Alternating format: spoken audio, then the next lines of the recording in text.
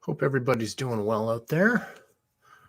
Just going to wait to see if a few extra people are going to join us. And I'm just trying to get Instagram set up.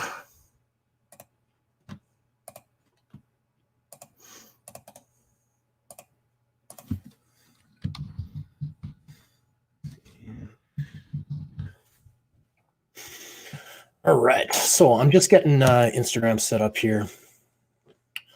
Again, if you have any sort of questions or topics you want me to cover, I've got my email up here. You can send that to me, and I'm happy to go over any sort of topic that you guys might have. If you've got some comments along the way, enter those comments. Say hi in the chat feed down there, and they should come through. And I'm just going to take a minute, and I'm just going to do a bit of an experiment here. I just want to see what's happening.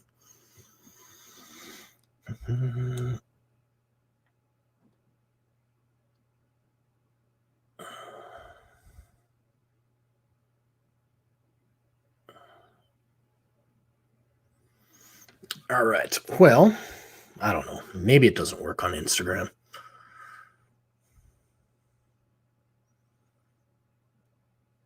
Anyway, so today I had somebody comment a few weeks ago about fatigue. They're asking me about fatigue and sort of what that means and what it's really about. So I thought that would be what I went over today. So what fatigue, kind of what is it and what does it do, is going to be my discussion today. And it's important to have a distinction on what fatigue actually is and what it is not. So typically, what we think fatigue is how we feel after exercise. So after we have a good workout or something like that, we feel tired. And it's important to understand that fatigue is not what you feel after exercise.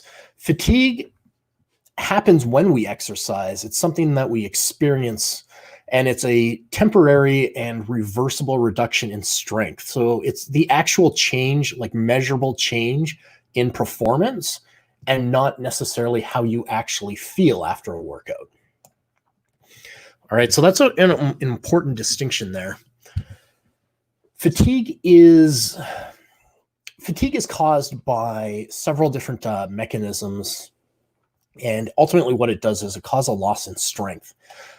So for example, you should be much stronger sort of towards the beginning/middle of your workout rather than at the end of your workout or moments after your workout.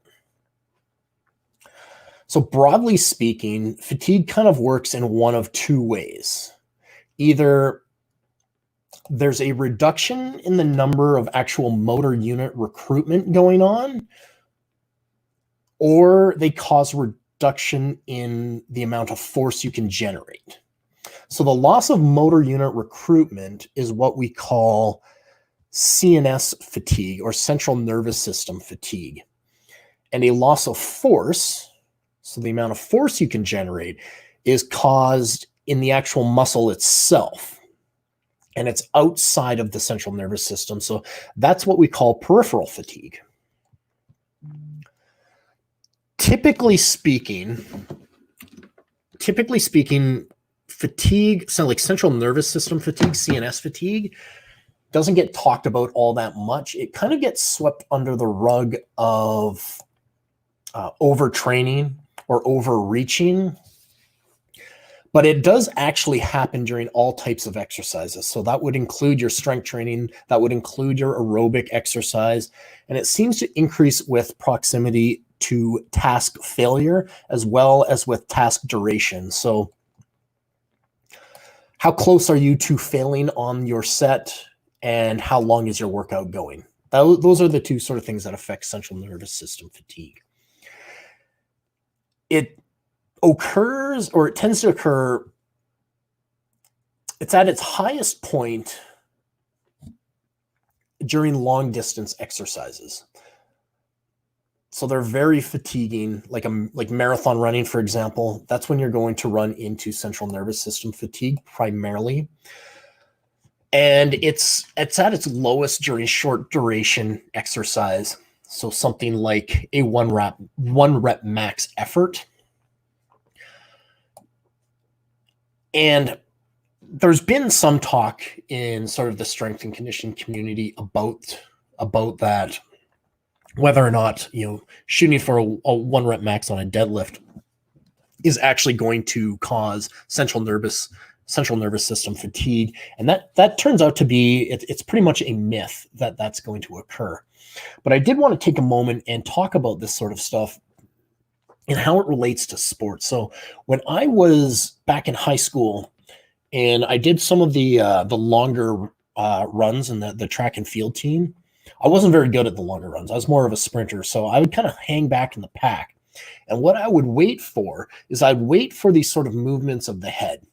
You could sort of start to see them kind of looking around, or maybe they start checking over their shoulder. That's giving me an idea that this person's about to get tired. And so what I would do was sort of hang back a little bit and I'd wait for my moment. I knew that I was at my fastest across 200 meters. So I'd hang back and kind of keep myself close enough so that I'd be able to pass that person within the last 200 meters. Because I was terrible at running for long distances and keeping a fast pace. But I knew if I kind of kept something in the tank and I could explode into the last 200 meters of the race, I could probably pass most of the athletes. And that's getting into central nervous system fatigue. So those other athletes who were sort of running for long periods of time and they start to start to kind of look around, kind of lose their focus. That's their central nervous system kind of breaking down. And I try to take advantage of that. And you can do the same thing in the sports that I'm doing now, like jiu-jitsu. What I'll do is I'll kind of slow cook people. So I'll make them work as long as they're constantly working over the course of, the first minute or so. I'm going to give them as many variables as I possibly can so that central nervous system is going to start to break down. So when a muscle experiences central nervous system fatigue during a strength training set, it starts to impair the maximal level of motor recruitment that is reached. And it also reduces the motor unit firing frequency from those motor units. Right. And that just happens because those two things happen to be linked. And they're linked in this principle called Henneman's size principle. And basically what that is it states that under a load, so if you're lifting a weight, motor units are recruited from the smallest to the largest. In practice, this means that those slow twitch muscle fibers are activated before the fast twitch muscle fibers, right? Your slow twitch muscle fibers are the low force fatigue resistant muscle fibers, and your fast twitch muscle fibers are the high force, less fatiguing resistant muscle fibers. So Henneman's size principle states that under duress, under a load, motor units are going to be recruited from smallest to largest. That means we're going to work with the slow twitch towards the fast twitch. Okay. So since Henneman's size principle is not violated by fatigue, so fatigue happens within this principle, the process of central nervous system fatigue must begin by switching off the highest of the high threshold motor units before gradually working downwards. Okay. So peripheral fatigue involves a number of different mechanisms, which can occur anywhere between the muscle cell membrane and the actin-myosin cross bridges. We won't get into that. Could be a little bit complicated for this, but when a muscle experiences peripheral fatigue during a strength training set, so this is when you're working out, it impairs the maximum force that each of the working muscle fibers can produce. It does not materially affect muscle fibers that are not working. So that means if you're doing a bicep curl, your legs are not working. They're not being fatigued. should probably make sense. In addition, some of the peripheral fatigue processes that occur inside the working muscle fibers are causing muscle damage. So that would be sustained fatigue after a workout. So that, if you're feeling sore after a workout, that might be a sign of muscle fiber fatigue kind of breaking down. And it also, the importance of that is that it actually stimulates adaptations. So that's essentially how we get stronger. That's how we get larger muscles, right? We kind of break them down and then they turn into stronger muscles, right? So now it's going to depend on sort of what fibers are working when, and that depends on the motor unit recruitment level throughout the set. So, and that is determined by the level of effort that's being done. So if you're dogging it, it's going to change what muscle fibers are actually working. So it's best to be working at maximum effort or at least maximum intensity for that set. That's not to be confused with maximum rep, right? So we're not always just aiming for those 1 rep maxes, but we do want our effort level to be as high as possible. So during normal recreational strength training, this is sort of your average Joe doing the average workout with a self-selected tempo. The muscle fibers of low threshold motor units fatigue first, while the fast twitch muscle fibers and the high threshold motor units are only fatigued at the end of the set. Now, this occurs quite quickly. Okay. In athletic strength training, which involves a maximal effort on each rep, muscle fibers of low and high threshold motor units fatigue at a similar rate. So the fast twitch muscle fibers of high threshold motor units fatigue quickly towards the end of the set. Fast twitch muscle fibers are metabolically more efficient when moving at fast speeds. So if you're moving quickly, they're going to be the muscle fibers that you want to be using. So they don't fatigue as quickly as you, and they don't fatigue as quickly as you might expect as well. The differences in which muscle fibers are fatigued is what causes the different shifts in the force velocity profile of different exercises. And we'll talk about that a little bit. So kind of putting some of this stuff into practice and kind of what it all means is it should be understood that athletic training and high velocity training, such as like jumping and plyometrics, should use maximal effort on every rep. So this gets into those, like you see those, the people doing box jumps and that kind of thing, and they're doing like 15 box jumps. What would be a better option would be to do like 3 to 5 reps of box jumps, but trying to jump as high as you could, rather than having a lower box that you can jump on, 20 times or something like that. And the reason for that is the motor units, the muscle fibers being used for the box jump are going to fatigue over time faster, rather than using the sort of shorter, more explosive rep ranges. And then, of course, the level of injury goes way up. So the rate of injury or the risk of injury is going to accelerate rather quickly if you're doing box jumps over, more than 5 reps sort of thing. So you want to avoid excessive fatigue in each set and only use sufficient volumes to make progress from one workout to the next. In practice, all of these features can be implemented by using velocity-based training methods. So that's like your plyometrics and that sort of thing. Although that is not to say that cluster training, so that's where you're doing sort of cluster sets, or reps in reverse are not possible alternatives. Although it's best to just shoot for those sort of short, explosive rep ranges, so long as you can do the other stuff, as long as you've got some proper cueing and that sort of thing going on. So you've got to have a proper training plan, essentially. So training in this way is going to change in high velocity strength. It may affect the amount of gains you're going to see in strength instead of lagging substantially behind.